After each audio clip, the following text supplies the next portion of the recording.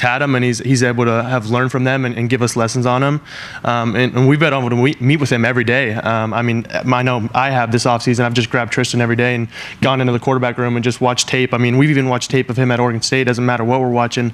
I mean, he's just always given insight to, different things that he did and different ways he performed. And, he's given us a lot of tips that have been really helpful to me. And one quick, do you go into this feeling like in a golf tournament, it's the last round, but maybe you're trailing, but you have a shot? I mean, what is your thought going into this? Do you feel like you're even Steven coming out of the gate? It's none of that's even crossing my mind. I'm just trying to go out there and help this team win. Whoever it is, we're just trying to be the best versions of ourselves every day, and we're not worried about. At the end of a practice, we're not going to be like, oh, he did better than me this day or that. It's how did I perform? What did I get better today? What was I really working at today to get better? And if I get myself better every day, that's going to be a really good, few months that I build up.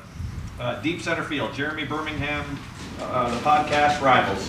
Devin, with this summer going the way it did, with you not being able to throw much, how did you handle that from a mental standpoint, number one, but when did you get back to the point where you were able to throw the ball normally and that sort of stuff? Yeah, I mean, when I first got back, obviously I came back a little bit early from my injury, whatever it was, a week or something like that. So it was a little different throwing the ball. Just even gripping the football was a little awkward at first, but that went away after, a week of throwing. I was pushing it back home, like even while I still wasn't totally clear, just trying to get back to it because obviously, I'm going to want to, keep my edge and try to keep going. But it really wasn't different for me. I had the whole summer to keep throwing. We've had OTAs. I didn't miss anything. Maybe a couple things in the lifts that I wasn't able to do, but then I'm fully cleared, and I was cleared maybe 2 weeks into the summer, so I was good to do everything and don't feel like I lost anything. More athletic than you, by the way. That's all right. I'll jump higher than him today. Fourth row middle, Pat Murphy, 24/7 Sports. Devin, Coach Day was talking about when he first was named starting quarterback, he tried to make plays, and that turned into interceptions. Kyle's been out there a bit more than you have. He started a game, so he's gone through some of this already. How do you kind of mentally prepare yourself for if you are out there week one, just playing the game and not letting it become too big and trying to do too much? Yeah, definitely. I think that's the biggest thing is not making it too big of a deal and trying to force things or I need to make this kind of play or something like that. It's just, doing my assignment and making each play like it's just an assignment and I just got to hand the ball off right this play or I got to make the right read.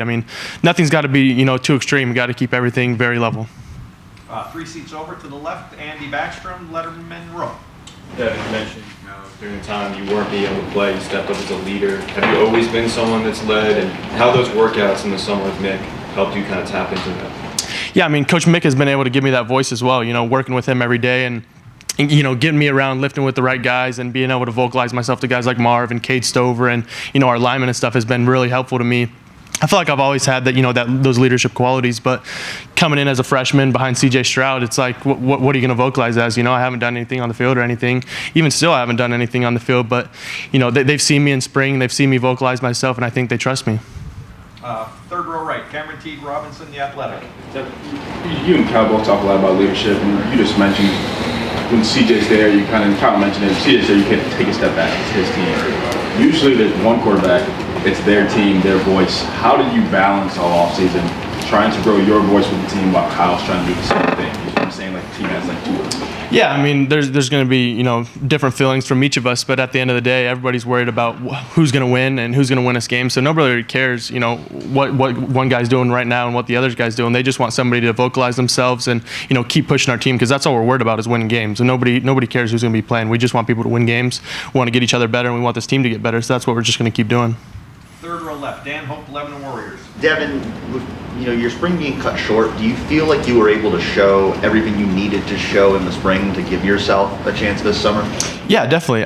Obviously I didn't get to play in the spring game, but at the end of the day, it wasn't too big of a deal. We keep everything vanilla and we don't really do much in the spring game, but I would have really liked to play in it. Obviously I'm very competitive and I would have wanted to do that, but I felt like from the time that we started the spring and the time that I ended, I felt like I grew, a ton, and I was able to, again, vocalize myself and be a leader to these guys. I felt like my play just improved, my decision-making improved, and, if you improve throughout a spring, I think it's a very good spring. Front row right, Joey Kaufman, Columbus Dispatch. Devin, what was that rehab process like? What are the things you're doing when you're recovering from the finger? just with Sean and Stu and Solo and Tyler and all those guys in the training room, just with them every day, just trying to get everything right, just getting all my movement back and everything. At first it was mostly just healing and letting it do nothing, but then as soon as I had all my movement back, it was just, getting everything going again and make sure my fingers not stiff or anything and being able to throw a football again. That was the end goal. Do you remember the first time back or you threw the football and it looked like it normally does for you? I think it was like a week and a half, maybe 2 weeks after the surgery that they even allowed me to grip a football. But obviously, I was going to try to push the chips in and try to keep going. But I remember when I first threw after I think it was 4 weeks that I actually threw it came off a little weird and I was like, that didn't feel right at all. But it just was, I hadn't done it now. That was the longest time I hadn't thrown a football. So it was just awkward at first, but then it's good. Deep right, Spencer Holbrook, Letterman Row. This summer, with all the workouts that you did, all the things that you went through with your rehab and everything, do you feel like you're a much better player for having gone through all of that? Yeah, 1,000%. I mean, like I said, with having Tristan around me, he's went through some crazy injuries. I mean, he was out for 2 years. He was bedridden for 2 years, couldn't move. So he's had those challenges of taking something that he really loved away from him. So, I mean, just being able to sit with him and realize what he did and what worked for him, what didn't work for him, and being able to learn from what happened to him, it really helped me push my, process along faster and just get back to going. And I feel like I grew a lot better than I would have if Tristan wasn't here because of that. Front row right, Austin Ward, rivals dotting the I's. Devin, when you talk about that growth, I know that the answer to this is going to be both, but if you could only pick one, do you feel like you've made more progress physically or mentally over the last year? Yeah, I mean, obviously it's going to be both. I mean, I put some weight on and stuff like that, been getting right with Coach Mick, but I think mentally it's probably been the biggest thing. Sitting with Coach Fitch and Coach Dennis and Tristan in there, I mean, just my preparation has changed and what I see in film and what I'm really trying to look at. I'm not, sitting in there just going and watching plays. I've really learned from those guys and figured out what I really needed to sit down and learn from those meetings and taking different things out of meetings every day. So I feel like my mental side of the game has changed completely. Right behind him, Bill Landis, the podcast. Devin, you're expressing a lot of confidence right now that the time you had to miss is not any kind of setback for you. But when it first happened, did you approach it that way, or was there any part of you that was like, well, that's it, I'm hurt?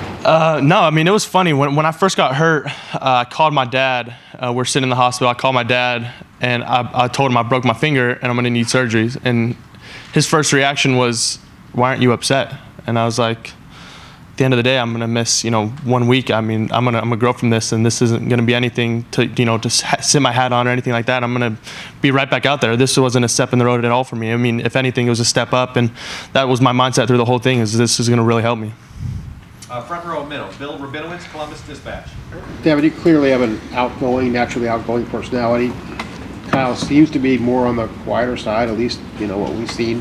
How would you kind of contrast and compare your personalities? And do you think that your personality can really help you in terms of the competition, I guess? Yeah, I mean, when you're more outgoing and stuff like that, I mean, I feel like guys can, gel around you and form around you just because if you're more vocal and stuff like that. But Kyle's very vocal. Kyle's a great leader. Guys trust Kyle, and he's been, good in all those steps as well. So, I mean, I wouldn't say there's anything crazy out of those two things. Second row left, Stephen Means, Cleveland.com. You're talking about how you don't feel like the finger thing was that big a setback because you only missed a week. You also didn't throw a pass last year, and you're in a competition with a guy who's at least started a game, even if it was 2 years ago. But you also seem like a pretty competitive guy. Why don't you see these things as a disadvantage, or why you can win this battle? You're saying in terms of not being able to play in a game yet? Yeah. I mean, we do it every day in practice. We're going against the ones every day in practice, And when we're lining up for a scrimmage and we've got the best D-line in the country coming at us, it's a lot different than, getting some throws against, a lesser team or something like that. And when it's their third guys in the game too, it's like, am I really getting that much out of it of throwing a pass in a game? I mean, I'd much rather go out against, our DBs, our guys like Denzel and David Sadem-Ganosa and all these guys with our guys like Marvin and stuff. And being able to go like that in practice, I think it's way better than, having a couple reps in a game. Do you think there are other things that you've maybe done over the past year that make up for the fact that you haven't necessarily gotten to throw a pass in a game yet? I mean, yeah, like I said, just these practices throughout the year, especially, when the week of Georgia when CJ was up in New York, we were able to, that was the first time where I really took the reps with the ones, and I felt good. I felt like I was playing my best football, that I had throughout the season, and I feel like every time I'm going against the best competition, I feel like that's when I'm at my best. And so, you know, I've been able to do that every day of the spring and every day of the summer with Kyle. So it's just a constant continuation of getting better. Well, last question, Jeff Jeffries, Press Pros, far left. Yeah, Coach has talked a lot about competition this year, making everything a competition. What's that been like, and how has that impacted you guys in your competition for being a quarterback? I mean, every day has been the same for us. We're trying to get each other better. You know, we're trying to see who's really going to help this team win. That's all we're worried about. We're worried about getting our guys better. Who's going to get out there and beat Indiana week 1? That's all we're worried about. We're just trying to get this team better. I mean, we have all the right tools, and we know that, and so all we're worried about is how we can help each other. Devin, thank you very much. Thank you.